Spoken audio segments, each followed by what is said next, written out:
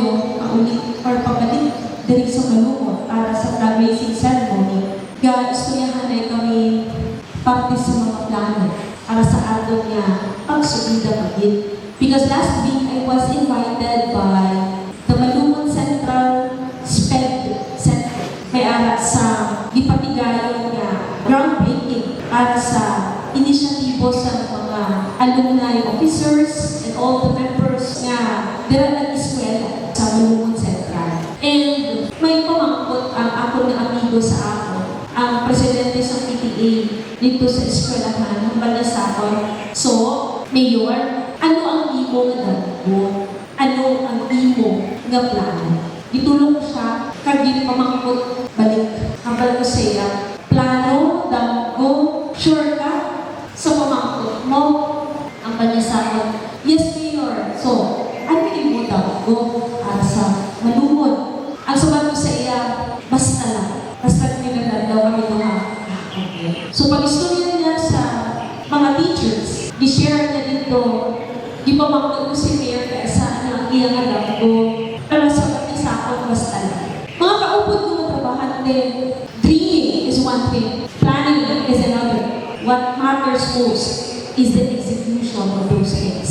Pag mag-istorya mo kita sa ano ang ating na plano, ang ating na damgo, kung ako gid ang pamangkuton, hindi makuha. Unfathomable. As a leader of this town, you cannot fathom what I feel right now. Hindi shallow ang plano para istoryahan lang sa isa, duha, tatlo, minuto o pinaka-oras. Budlay ni istorya kang i-explain tungkol sa komplikado kaayo ng mga plano.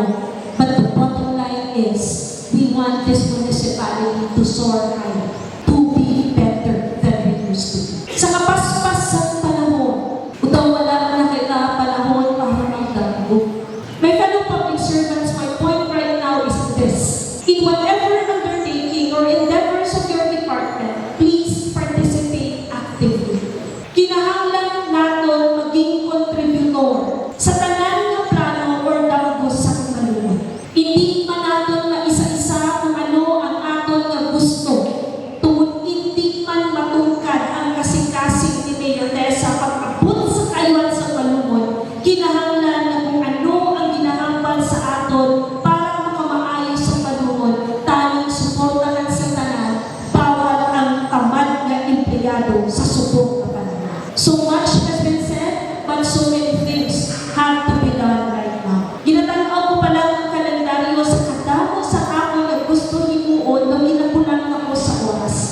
Tani, sa bawat plano natin, especially kung may ginagsuryahan kami sa management, kamo nga ara sa execution, sa field, please be of service with a joyful, happy, and grateful heart. Kay parte kamo sa isang administrasyon na may ara sa dalong kaayo nga plano para masustain ang development na ato na gina-enjoy. So today, as we start the whole week, go back to your respective offices, put in your hearts and mind, my message for today, the point really is this.